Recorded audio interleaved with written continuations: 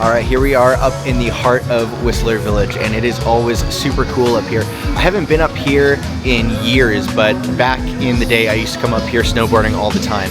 Now, if you're not familiar with Whistler Blackcomb, it is about an hour and a half north of Vancouver. So a bit of a history on Whistler. It was, I think back in the 60s is when they first started developing the land that was purchased up here at the time, and it went from being a small little ski hill to a ski resort and now a full-blown ski town. There are retail stores, there's restaurants, steakhouses, bars, pubs, nightclubs, absolutely everything you could possibly think of up here. I don't even think we're gonna have time to see all of it.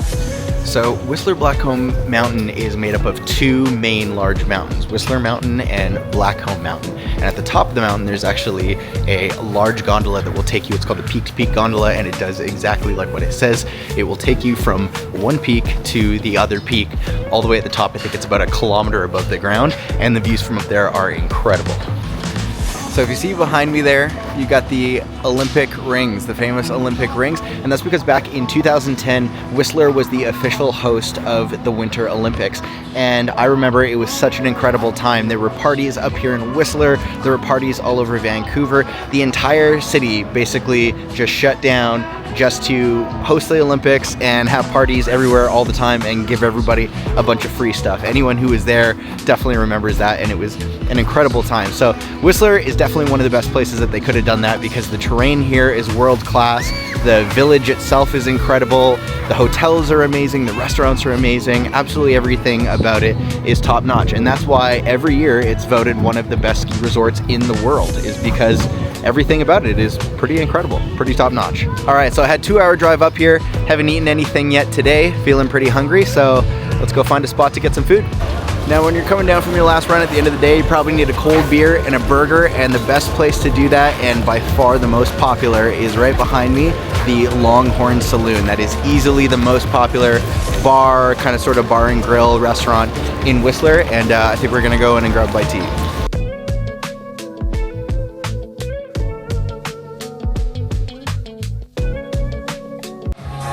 Huge patio out here. Huge patio. This is the place to be in Whistler, though. It's right at the bottom of the ski hill, and they have some wild parties here sometimes. Definitely come check it out when you get the chance. All right, we actually got some snow going on that just kind of came out of nowhere. So just came out of Longhorn Saloon there, decided to just go in for a cold, quick beer, but there's another place that I have been wanting to try that I found online that looks really good. It was really well reviewed, called Tapley's. So we're gonna go see if we can find that and grab some lunch. All right, we found it right in here. This is my kind of place. All forward, sometimes you do see one literally sitting deep, but all three were involved in. So just leaving Tapley's there. It was a really good little pub. Food was great, drinks were great, and it was a lot cheaper than the other places that I've been to so far. The one thing in Whistler is if you want to go to the more popular places, more popular restaurants, pubs, bars, all that thing, is that you're definitely going to be paying quite a bit more. Just going to Tapley's there compared to, say, some of the other more popular places was easily about 30% cheaper. So keep that in mind when you come up here.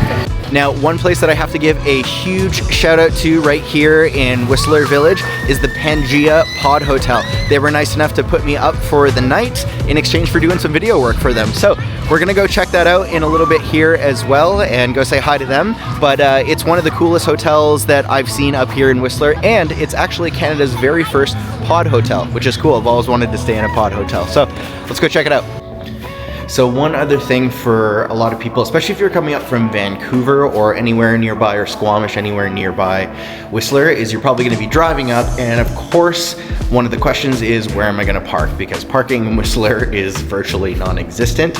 Well, Pangea actually has their own underground parking stall here. It's shared with some of the other hotels, but as you can see, all theirs are very nicely and clearly labeled. So you have the option to have parking right by the hotel when you come in, which is really cool because parking is very limited here. All right, so I just checked in downstairs and got up to my pod, and this is just the coolest thing ever, you guys. Check this out. There it is.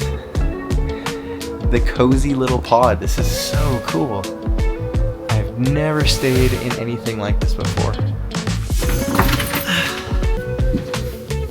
Alright, pretty cool little cozy spot, I'm not gonna lie, it's pretty sweet. What do we got? We've got a lockable storage, lights, fan, and of course, charging, as we all always need. We got a little mirror, you know, you need that. We got a pretty cute, cozy little spot here, so I think it's gonna be a nice sleep.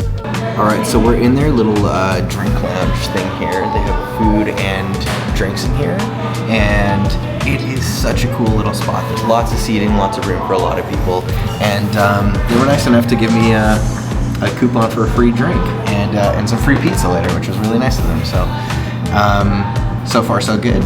Just checked in. I am into my bunk now. I have everything in there, and just starting to make some plans for the rest of the evening here and have some fun. So I just used my pizza pass that they gave me to order pizza, and man, this is absolutely delicious. Like, just fresh made to order.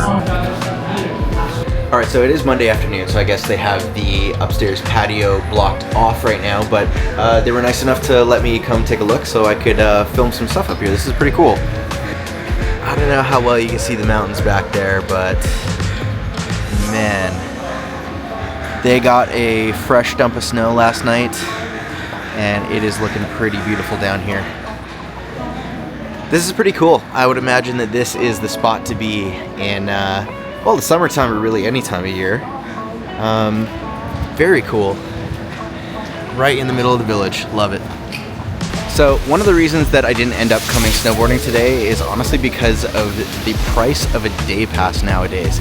Now, for the longest time, it was about $100, $120, which for a mountain like this is pretty fair. It has now gone up to $300, $350, somewhere around there for one day. And they don't have night skiing either. So it's a little expensive, but if you got the funds, it's worth it. Now, Whistler is notorious for expensive prices on everything from ski passes to food to drinks everywhere.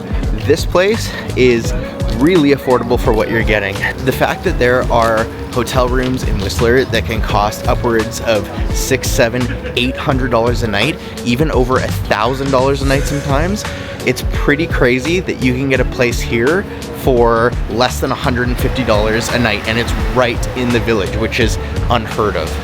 So amazing stay at the Pangea Pod Hotel, and hey, it's even snowing now, which is pretty beautiful. They got a pretty good snowfall last night.